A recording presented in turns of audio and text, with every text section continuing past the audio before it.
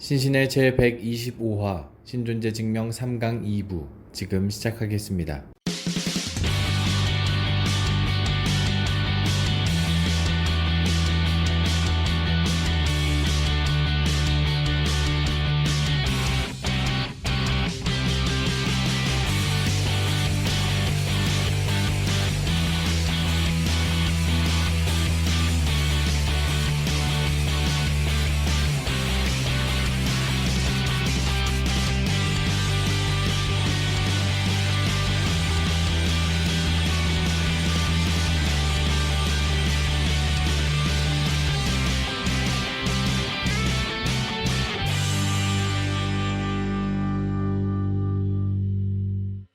근데 이렇게 하고 그 다음에 이제 동시에 같은 시대 사람이었던 네. 고닐료라는 사람이 있습니다. 고닐로. 예, 이 사람은 프랑스 수도사인데요. 네. 어리석은 자를 대신하여라는 책에서 가장 완벽한 완전한 섬 비유를 통해서 얘기를 합니다. 그러니까 완벽한 섬이 있느냐 네. 하는 거예요. 완벽한 섬을 상상할 수 있고 완벽한 섬 네. 이해할 수도 있죠. 네. 상상도 가능하고 이해할 수는 있어요. 근데 완벽한 섬이라는 것이 존재하느냐? 존재하지는 않거든요. 완벽한 섬이라는 것이 존재하느냐? 존재하진 않죠. 예. 그러니까 상상도 할 수 있고 이해는 되지만 존재하진 않아요. 마찬가지로 신도 네. 완벽하다고 상상은 할 수 있고 이해는 할 수 있지만 존재할 수 없다는 거죠. 그런 완벽한 신이 존재할 수 예. 없다는 거예요? 예. 논리 싸움이기 때문에요. 근데 수도사가 그렇게 얘기하면은 신의 존재를 부정한 거예요? 그러니까 이분은 그러니까 이성으로서 그런 식의 이성으로서 신의 존재를 말할 수 없다는 거죠. 그럼 약간 안셀무스가 그런 식으로 이성으로 도전해 네. 신을 설명하려고 했었을 때 이 수도사는 그런 방법으로 네. 신을 증명하기에는 불가능하다. 불가능하다. 이렇게 얘기한 거네요. 그러니까 어거스틴도 마찬가지예요. 그러네요. 예. 신이 없다고 말하는 게 아니라 그런 걸로 증명하거나 할 수 없다는 거죠. 그래서 이 몇몇 개의 지금 우리가 살펴볼 몇몇 개의 이런 신존재 증명에 대해서 반대하는 사람들이 있어요. 네. 근데 반대했다고 해서 그 사람이 최종적인 무신론자한 건 아니에요. 그 논리가 마음에 안 든다는 거죠. 그럴 예, 수도 그렇게 있겠다. 말하는 것이 온전한 것이 아니다. 그러니까 칸트 같은 경우 굉장히 공격을 많이 하거든요. 네. 근데 그럼 칸트는 무신론자냐? 또 아니에요. 뒤에 가선 자기만의 그 도덕론적 논증으로 뭐 가장 우아하게 아름답게 신이 있음을 증명해내요. 예. 그래서 순간 당황했어요. 그러니까 예. 수도사인데 예. 그럼 신이 없다고 얘기한 건가? 그게 아니라 신은 당연히 있음을 믿는데 예. 그것이 이성적으로 할 수 있는 건 할수 아닌 없다. 거죠. 이건 예. 좀 약간 번외 질문인데 지금도 이런 얘기 많이 하잖아요. 그렇죠, 많이 그러니까 하죠. 복음이라든지 예. 기독교라든지 이거는 이성으로 우리가 알 수 있는 게 아니다. 예. 그러면서 많이 뭐 있죠. 복음에 대한 진리를 이렇게 뭐 얘기한다 그러는데 지금도 이거랑 약간 비슷한 거예요? 그러니까 비슷하게 하는 분들도 있고 네. 아니면 좀 아닌 분들도 있죠. 예, 비슷하게 말하는 분들은 그냥 신을 훨씬 초월적인 존재로 보기 때문에 그거를 과학이건 철학이건 그걸로 신을 존재를 증명할 네. 수 없다라고 하는 좀 겸손하다고 네. 하는 쪽으로 되어 있는 거고요. 한쪽에서는 약간 좀 막무가내 쪽이라고 할까? 그냥 듣기 싫고 네. 보기 싫고 해서 그냥 가는 쪽. 그러면 안셀무스는 예를 들어서 이성으로도 신을 증명할 수 있다라고 이야기한다면 철학의 신과 야훼 신이 같다고 안셀무스는 본 거예요? 그렇게 그 생각할 당시에는 신의 관념이 고정적인 거잖아요. 이제 그러니까 흔히 서양에서 말하는 기독교가 타 종교를 만난 거는 한참 뒤거든요. 네네. 예. 그러니까 그때는 지금은 이제 종교 간에서의 신의 속성 비교가 있었다면 그 당시에는 그런 거 자체가 없었구나. 예, 그냥 그 신 하나. 예. 그러네요. 그러니까 시대를 잘 파악해야 되겠다요. 예. 지금은 뭐 철학의 신인이 어떤 뭐 예. 기독교건 다른 신인이 얘기하지만 당시로서는 그런 구분 자체도 없었던. 예. 그래서 그 윌프레드 켄트웰 스미스라고 하는 철학자가 네. 그 얘기를 해요. 기독교에서 3번의 만남이 있었다. 중요한 3번의 만남이. 한 번은 이제 헬라 철학과의 만남. 네. 두 번째는 타종교와의 만남. 세 번째는 계몽주의의 만남. 그렇게. 음. 그러니까 그 만남 속에서 기독교가 엄청난 그 혼돈과 도전과 다시 그것을 정리하는 시간을 갖게 되는 거죠. 그런 거구나. 예. 그러면 왜 저희가 그런 얘기 많이 하잖아요. 플라톤은 뭐 어거스틴이고 예. 아리스토텔레스는 뭐 토마스 아퀴나스 뭐 예. 이렇게 얘기하잖아요. 예. 그러면 그때 당시는 뭐 흔히 말해 힐랍 철학, 뭐 예. 이렇게 헬라 철학 이렇게 얘기하는데 예. 그러면 어거스틴의 입장에서 혹은 토마스 아퀴나스의 입장에서는 그 당시 말하는 이데아건 무슨 예. 선이건 이런 것들이 그러니까 그들이 갖고 있었던 야훼신과 동일시했었던 거예요. 그렇죠. 동일시한 거죠. 아. 지고의 지고지선은 그냥 그 신 하나밖에 없는 거였으니까. 예. 그리고 이제 이 십자군 전쟁을 통해서 네. 타 종교를 만나 보잖아요. 네. 뿌리는 같다고 해야 되나 뭐 하여간 그렇지만 타 종교를 네. 만나고 그다음에 선교를 하게 되잖아요. 네. 중세 이후부터. 그러니까 선교를 하고서 외지에 들어갔을 때 그들이 믿었던 다른 신들을 만나게 되면서 이제 기독교가 자기네 색깔을 이제 정립하는 또 상황이 오는 거죠. 이거 약간 개념이 좀 지금 잡히는 것 같아요. 예. 그러면은 저희들 입장에서 2019년을 살고 있는 우리는 그때 당시에 플라톤이 추구했었던 신과 예. 어거스틴이 추구했던 신이 좀 달랐다라고 이야기할 수는 있겠지만 그 당시 어거스틴은 예. 플라톤이 찾으려고 하는 신과 당시 어거스틴이 찾으려고 했었던 야훼가 예. 같은 방법, 같은 존재라고 생각했을 수 있겠네요. 예. 그러니까 그러니까 그리스 철학자들이 신을 철학 학파에 따라서 조금씩 네네네. 다르게 얘기해 보거든요.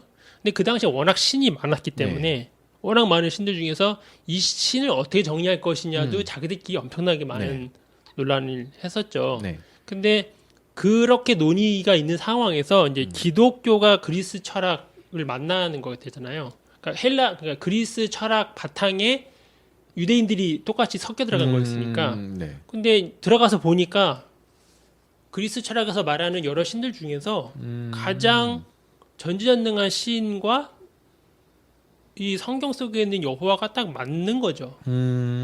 예. 이거네 서로 이거였네. 그러니까 이제 사도 바울도 얘기하잖아요. 내가 네. 철학을 배웠고. 네네네. 그러니까 그 자기가 배운 철학 속에 가장 전능한 그 신이 여호와와 일치되는 상황을 경험하는 거거든요. 교회가. 예. 그리고 이제 예수라고 하는 물론 그 바탕 속에서 네네.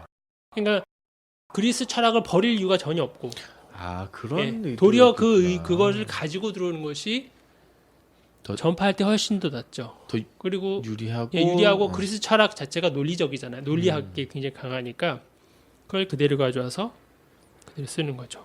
그러니까 뭐 소크라테스 같은 경우는 그래서 그리스도교 이전의 그리스도인이라고 하거든요. 네네네. 예, 소크라테스가 한 말을 보면 그리스도인이에요. 그리고 이제 신이 과거에도 전능성은 크게 문제는 안 됐어요. 네. 신의 전능성을 굳이 막 하진 않으니까 네. 뭐 제우스 신이건 뭐 마르둑 신이건 뭐 아세라나 바알이건 적어도 그가 다스리는 지역에 있어서만큼은 다른 신들보다는 제일 셌고 비록 전지전능하진 않더라 하더라도 네. 힘은 다 굉장히 셌어요. 근데 기독교 신은 뭐가 달랐냐면 전선이 있는 거예요. 선함, 사랑. 이게 굉장히 특이한 거죠. 그러니까 지금은 전지전능 전선이거든요. 신을 네. 말하면. 근데 그거는 기독교에서의 신 개념이고요.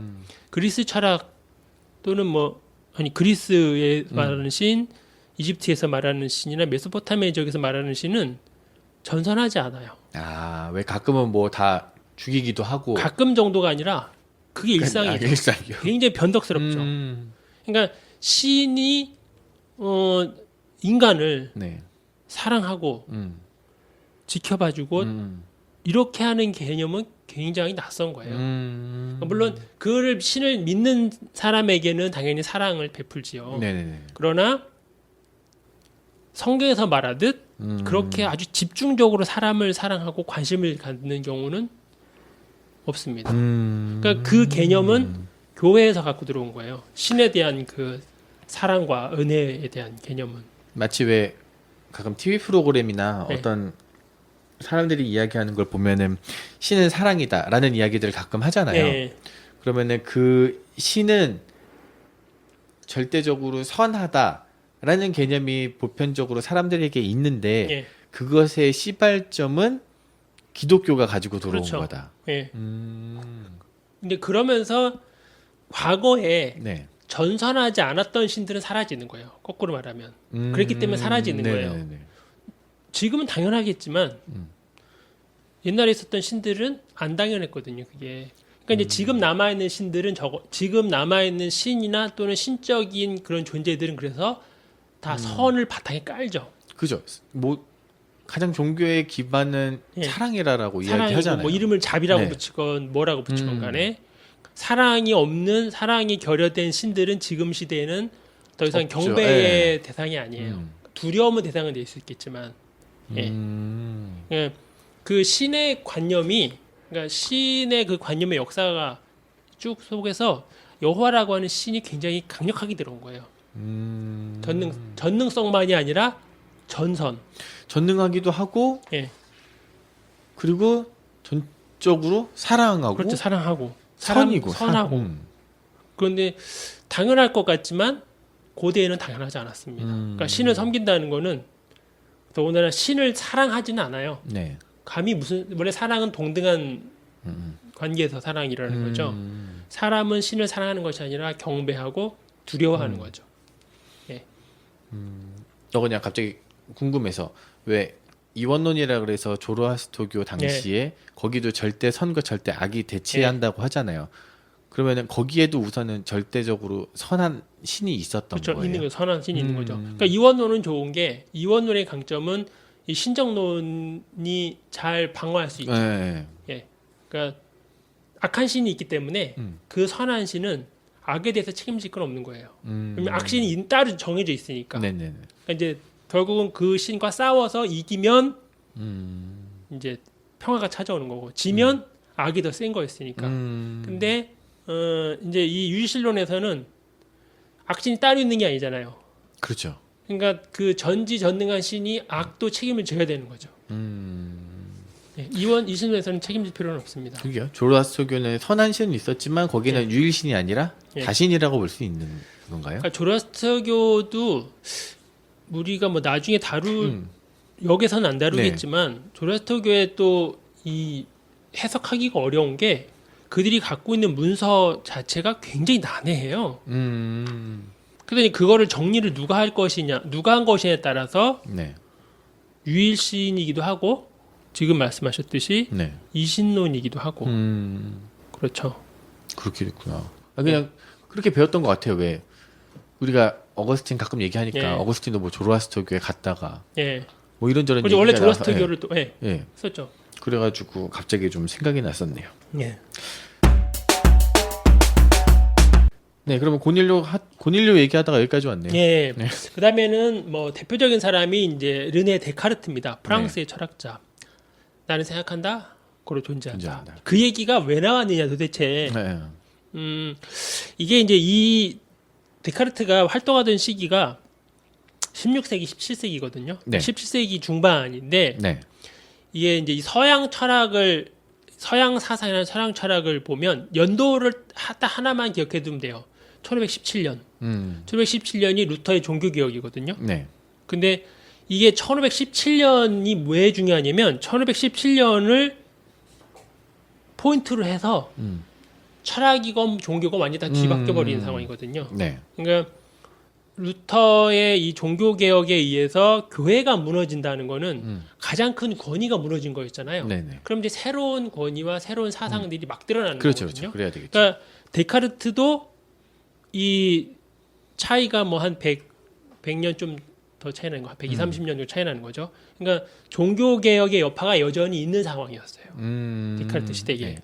예. 그 말은 교회의 권위는 계속해서 추락하고 있었다는 이제 얘기죠? 새로운 것이 드러나고. 등장하는 거죠. 그래서 데카르트를 이제 근대 철학의 아버지라고 부르거든요. 네. 그러니까 근대 철학의 아버지라는 거는 이 사람으로 인해서 이제 근대 철학이 태동이 된 거죠. 그러면 근대 철학 태동 전에 무슨 철학이었느냐? 스콜라 철학이죠. 스콜라 철학은 교회가 네. 주관하고 주도하는 철학이에요. 그러니까 교회에서 하나님의 말씀을 연구하기 위해서 연구기관을 만들고 그게 자연스럽게 대학이 되고 네. 거기에서 가르치는 교수님들은 성직자죠. 네. 신학자고. 네. 예. 근데 이제 이 스콜라 철학이 무너지는 거죠. 왜? 종교개혁이 일어나고 네. 이 개신교에서는 종교개혁이고 그렇죠. 카톨릭 쪽에서 보면 집을 나간 그쵸. 망나니 아, 아들이죠. 그래서 개신교를 이제 프로테스탄트라고 하잖아요. 네. 저항하는 애들, 네네. 반항아. 근데 반항아들이 그냥 나간 게 아니라 교황도 틀릴 수 있음을 외치고 쫓겨난 거잖아요. 그렇죠. 네. 다시 말하면 교황이 성경을 해석하고 교황이 모든 삶의 어떤 기준을 제시해 줬는데 교황도 틀릴 수 있다. 교회도 틀릴 수 있다가 된 거죠. 네. 그럼 자연스럽게 스콜라 철학도 당연히 틀릴 수 있는 거죠. 그러면 뭔가 새로운 것이 필요할 수밖에 없는 거잖아요. 네네네. 그때에 이 데카르트가 딱 등장하는 거죠. 더군다나 신학이 아니라 그렇죠. 철학으로서 네. 등장합니다.